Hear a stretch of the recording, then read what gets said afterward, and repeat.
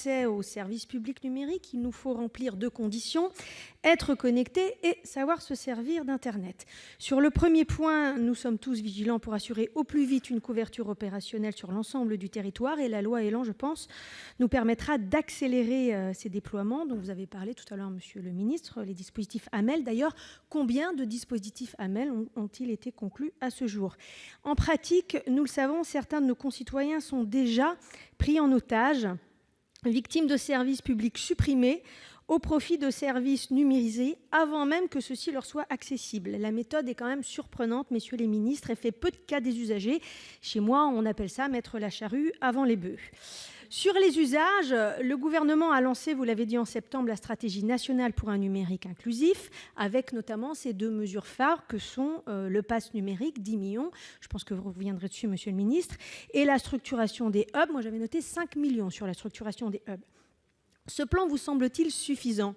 Parce qu'en réalité, nous le savons, il agrège des mesures disparates qui, pour la plupart, existent déjà sur nos territoires et qui, malheureusement, n'ont pas permis de solutionner le problème de fond de l'électronisme qui conjugue, nous le savons, fractures sociales, problèmes de mobilité, problèmes territoriaux, illettrisme, isolement. Nous le savons aussi, c'est vrai, seules des actions de proximité, mais également menées dans la durée, sont les plus à même de faire évoluer les comportements. Moi, je salue tout ce qui peut être fait dans les établissements scolaires, dans les MSAP, mais voyez-vous, il faut encore pouvoir s'y rendre dans la MSAP. C'est une réalité dans les territoires ruraux. Ou encore, je pense à l'initiative ardoise qui est menée par La Poste et qui accompagne les personnes âgées à leur domicile.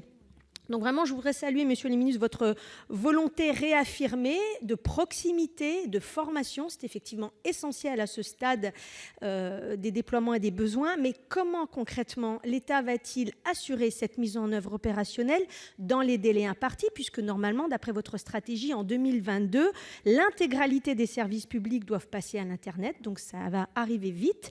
Et enfin, l'État prévoit-il une clause de protection, comme évoqué par le Défenseur des droits, afin, je dirais, de sécuriser les usagers mal à l'aise et qu'ils ne soient pas tenus responsables dans les cas de problèmes techniques. Monsieur le ministre de Normandie. Merci Madame la Présidente. Madame la Sénatrice, vous évoquez beaucoup de questions dans votre question, mais je voudrais répondre à plusieurs et puis je suis sûr que le ministre Majoubi complétera lors de prochaines questions qui se recoupent.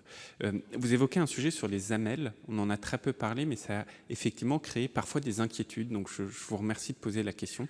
Les AMEL, ça a été en fait la possibilité qu'on a donnée à certains maîtres d'ouvrage dans les zones d'initiative publique de faire appel à des financements privés. Et ça a parfois créé des inquiétudes parce que certains se sont dit on va remettre en cause l'équilibre déjà existant dans les contrats déjà passés. Et vraiment, je voudrais rassurer là-dessus parce que ce qu'on a toujours dit, c'est que les AMEL, ça n'était absolument pas obligatoire et qu'à la fin des fins, celui qui décide, ça reste le maître d'ouvrage. Donc ça reste la collectivité. Et pour répondre à votre question, on a reçu dans cet appel à manifestation d'intérêt une quarantaine de manifestations d'intérêt. Certains ont analysé, se sont dit finalement on ne fait pas.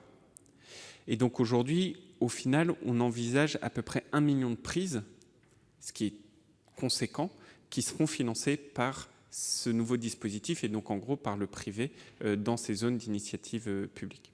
Le deuxième élément que vous évoquez sont les MSAP.